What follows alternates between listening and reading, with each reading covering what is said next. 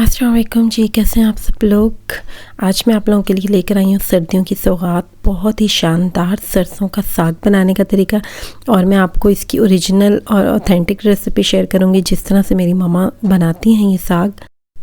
बहुत ही मज़े का बनेगा और सब उंगलियां चाटते रह जाएंगे। आप बस रेसिपी को स्टेप बाय स्टेप फॉलो कीजिएगा और उतनी ही रेशो डालिएगा जितनी मैं आपको रेकमेंड करूँगी, क्योंकि मैं भी आपको वो साग की रेसिपी बताने लगी हूँ जो जब भी मेरी मम्मा के हाथ का जब भी कोई ये साग ट्राई करता है हमेशा तारीफ़ करता है।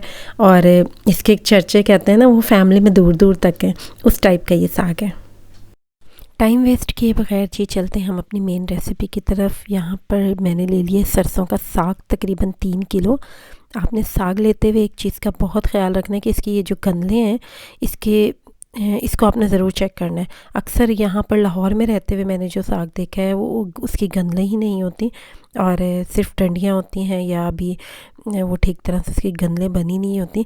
साग लेने की यही पहचान है कि आप इसकी चेक करें, गंदलें ज़रूर हों, क्योंकि आपने इसी से ही साग रेडी करना है। जो ओरिजिनल साग बनता है सही सरसों का देसी साग, वो इसी तरह से ही बनता है कि इसकी गंदलों को छील कर बनता है और जो इसके एक्स्ट्रा पत्ते वगैरह बड़े बड़े होते हैं वो सब ज़ाया कर दिए जाते हैं। साग इस तरह से छिलता है, ये देखिए गंदलों को किस तरह से हमने छुरी की मदद से, ये जो इसका कवर होता है ऊपर से, इसको छील लेते हैं और उसके बाद नीचे से इसकी साग की गंदल निकल आती है। मैं आपको छील कर फिर चेक कराती हूँ। जो नीचे के पत्ते होंगे वो आपने रहने देने हैं, क्योंकि वो छोटे छोटे पत्ते होंगे, उनका टेस्ट और तरह का होता है। जो बड़े बड़े इसके साथ डंडी के साथ पत्ते लगे हुए होंगे ऊपर की साइड को, वो आपने रिमूव कर देने हैं। ये देखिए मैंने आपको छील के इसको अच्छे से दिखाया है। इसका ये जो कवर है ऊपर का, अगर हम ये नहीं छीलेंगे तो हमारा साग बिल्कुल भी स्मूथ नहीं बनेगा। अक्सर लोग इसको छीले बगैर ही इसको जल्दी जल्दी कट कर कर और ऐसे ही साग बना लेते हैं। कभी भी उसका टेस्ट वैसा नहीं बनता जैसा मैं आपको रेसिपी बता रही हूँ इसका आएगा। यहाँ पर देखिए जी, हमने तकरीबन 3 किलो साग सारा का सारा छील लिया है और इसका वेस्ट देखिए कितना ज़्यादा है। और जो गंदले हैं हमने सिर्फ वो लिए हैं, क्योंकि ओरिजिनल साग इसी तरह से ही गंदलों से बनता है। और इन सब गंदलों को हम ऐसे इकट्ठा कर कर रख लेंगे और इसको बारीक बारीक कट कर लेंगे। सिर्फ साग बनाने में थोड़ी मेहनत होती है, इसको छीलने में बाकी साग बनाना कोई मेहनत का काम नहीं। और अक्सर लोग सिर्फ इस मेहनत की वजह से साग बनाते ही नहीं हैं, और जो बाज़ार से लेते हैं वो कभी भी इस तरह का नहीं बना होता जिस तरह का मैं आपको रेसिपी में बता रही हूँ। वो इसको बिल्कुल छीलते नहीं हैं और इसी तरह से ही वो साग को रेडी कर लेते हैं और उसका टेस्ट बिल्कुल डिफरेंट होता है। यहाँ पर जी हम ऐसे ही पूरा साग कट कर लेंगे और 3 किलो साग हमने छील कर और उसकी गंदलों को यहाँ पर कट कर लिए। उसके जो बारीक वाले पत्ते थे वो हमने यूज़ किए, एंड में जो पत्ते लगे हुए होते हैं, बाकी जो उसके बड़े पत्ते थे वो हमने ज़ाया कर दिए। यहाँ पर जी हमने तकरीबन 3 किलो साग के हिसाब से 1 किलो पालक का इस्तेमाल करेंगे। और पालक आपने लेनी है देसी वाली, और जो लाहौरी पालक है वो यूज़ नहीं करनी साग में। तो इसकी सारी गंदलें हम जो उसके आगे के डंठल होते हैं उसको कट कर देंगे और सिर्फ इसमें हम पत्तों का इस्तेमाल करेंगे। बारीक बारीक हम इसे कट कर लेंगे। 1 किलो पालक है ये, जो कि हम 3 किलो सरसों के साग में शामिल करेंगे। यहाँ पर जी हमारे पास है मेथी हमने साग और पालक के हिसाब से ले लेनी है 1 पाव, क्योंकि 3 किलो हमारे पास साग था तो हमने 1 पाव मेथी इसके बीच में डलेगी। मेथी जैसे हम बनाते हैं उसके सारे डंठल रिमूव कर देने, सिर्फ पत्ते डालने, इस तरह से आपने बना लेनी है। और जैसे मेथी बनाते हैं उसी तरह से ही 1 पाव बाथू लेकर आपने वो भी ऐसे ही बना लेना है, मतलब उसके पत्ते होने चाहिए सिर्फ, बाकी आपने पूरी डंडी उसकी वेस्ट कर देनी है। यहाँ हमने मेथी और बाथू बना कर रख लिया और उसको बारीक बारीक कट कर लेंगे हम। अब चलते हैं जी हम इसके कुकिंग प्रोसीजर की तरफ। आपने साग को किसी बड़े बर्तन में डाल के अच्छे से वॉश करना है, तकरीबन 2 दफ़ा इसे पानी से निकालना है और उसके बाद आपने इसको किसी खुले बर्तन में पतीले में पकने के लिए रख देना है। और पहले आप साग को डाल दीजिए, पकने के लिए रख दीजिए, उस साथ साथ आप बाकी चीज़ें भी इसमें वॉश कर करके ऐड करते जाइए। यहाँ पर पालक है, इसको भी हमने 2 दफ़ा अच्छे से वॉश किया और उसके बाद हमने साग में शामिल कर दिया। पालक, बाथू और मेथी भी वॉश करके ऐड कर दीजिए। यहाँ पर देखिए हमने तीनों चीज़ें इसके बीच में ऐड कर दी हैं। थोड़ा सा ये नीचे को कुक होने के बाद बैठना शुरू हो गई हैं। हमें लगता है कि बहुत ज़्यादा साग बनेगा, लेकिन ये बहुत थोड़ा ही बनता है। मेहनत इसमें बहुत ज़्यादा है लेकिन टेस्ट बहुत अच्छा होता है। अब हम जी ऐड करेंगे इसके बीच में लहसुन के जवे, जो कि होंगे तकरीबन 20 से 22 ले लीजिए आप, और ये आप साबित भी डाल सकते हैं क्योंकि हम इसको जब घोटेंगे तो ये साथ में पिस जाएंगे। पर लहसुन तो आप ऐसे डाल सकते हैं। अदरक को आपने पीस कर ही डालना है। 3 टेबल स्पून हमने अदरक के ऐड किए हैं, पिसे हुए अदरक के। और इसके अलावा हम इसके बीच में डालेंगे हल्दी, जो कि है 1/2 टेबल स्पून। और कुटी हुई मिर्चों का हम इसके बीच में इस्तेमाल करेंगे, जो कि है 3 टेबल स्पून। अगर आप चाहें तो इसके बीच में साबित लौंगी मिर्च भी डाल सकते हैं, रेड कलर की, लेकिन हम इसके बीच में कुटी हुई मिर्चों का ही इस्तेमाल कर रहे हैं। इससे ये है कि हमें थोड़ी सी आसानी हो जाएगी इसको घोटने में। और इसके बाद हम इसके बीच में ऐड करेंगे नमक, जो कि तकरीबन जाएगा 1.5 से 2 टेबल स्पून। मैं पिंक सॉल्ट यूज़ करती हूँ, वो थोड़ा सा तेज़ होता है, इसलिए मैंने उसको तकरीबन 2 टेबल स्पून ही ऐड किए। आप अपने नमक के अकॉर्डिंग इसके बीच में नमक कम या ज़्यादा कर सकते हैं। यहाँ पर जी सारे स्पाइसेस को अच्छे से मिक्स करके हम इसको ढक्कन ढक के कुक होने के लिए रख देंगे। और फ्लेम हम अपनी रखेंगे मीडियम टू लो, और आराम से ये इसमें अच्छे से गल जाएगा। आप इसको 2-3 दफ़ा बीच में खोल खोल के चेक भी कर लीजिए, चम्मच चला लीजिए। अभी इसके बीच में देखिए पानी है, हमने इसके बीच में एक्स्ट्रा पानी बिल्कुल भी नहीं डाला। ये साग का, पालक का, बाथू का और जो मेथी डाली थी उसका अपना पानी था। और जब वो पानी तकरीबन ड्राई हो जाएगा तो हम ये देखिए यहाँ पर ये पानी ड्राई हो गया।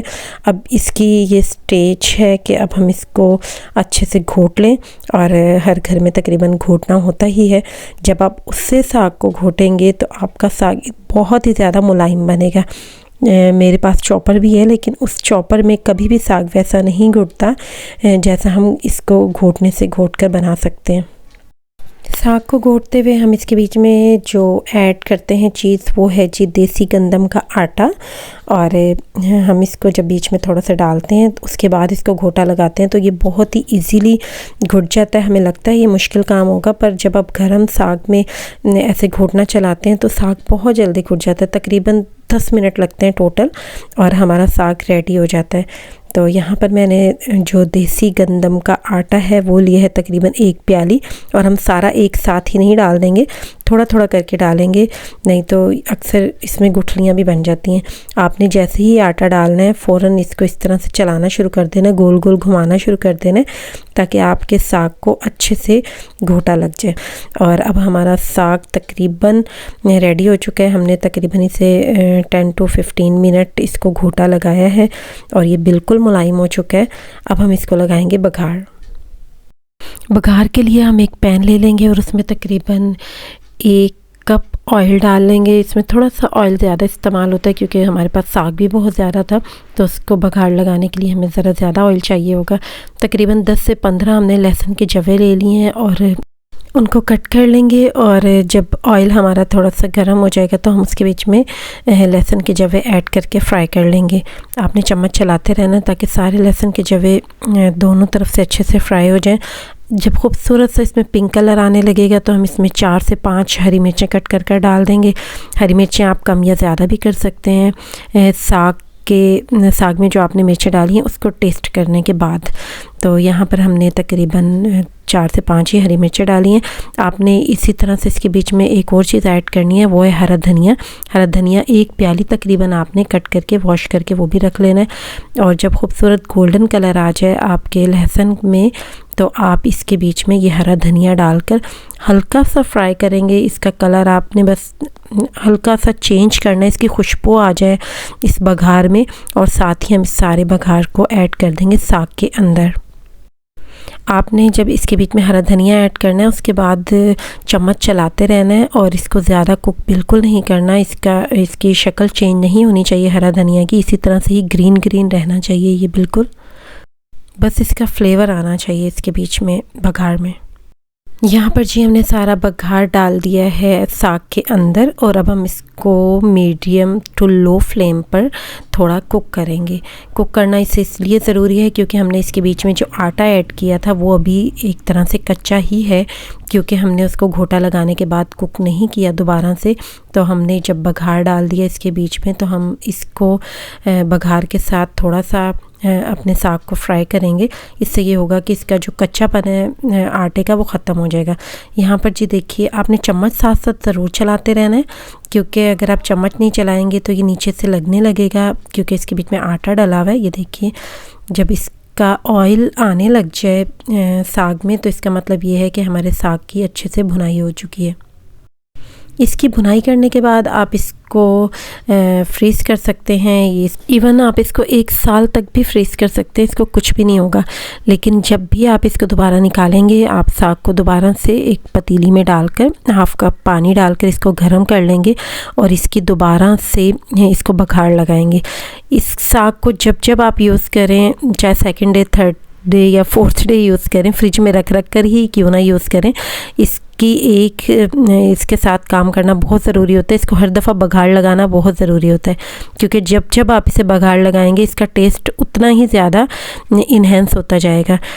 फर्स्ट डे जब आप साग बनाते हैं उस दिन इसका फ्लेवर अलग होगा, सेकंड डे जब आप इसको दोबारा से बघाड़ लगाएंगे इसका फ्लेवर बिल्कुल अलग होगा। यहाँ पे जब मैंने आपको सर्व किया, ये सेकंड डे है, इसको मैंने दोबारा से बघाड़ लगाया था। दोबारा बघाड़ लगाने का यही तरीका है कि आप लहसुन के 3-4 जवे लीजिए और 1-2 हरी मिर्च लीजिए, इसको इसी तरह से ही ऑयल में फ्राई करके और आप साग को गर्म करने के बाद उसके ऊपर डाल दीजिए और इसके साथ मक्खन सर्व करना मस्ट है, क्योंकि मक्खन ही इस साग को चार चांद लगा देता है। मैं उम्मीद करती हूँ आपको मेरी ये रेसिपी ज़रूर पसंद आई होगी, क्योंकि मैंने बहुत डिटेल से साग बनाने का तरीका आप लोगों को बताया है और अपनी मामा की ओरिजिनल और ऑथेंटिक रेसिपी शेयर की है, जो मैं जब भी अपने ससुराल में भी बनाती हूँ तो सबको साग बहुत पसंद आता है। अगर आपको रेसिपी पसंद आए तो मुझे अपना फ़ीडबैक ज़रूर दीजिएगा, आपके कमेंट्स का मुझे इंतज़ार रहता है।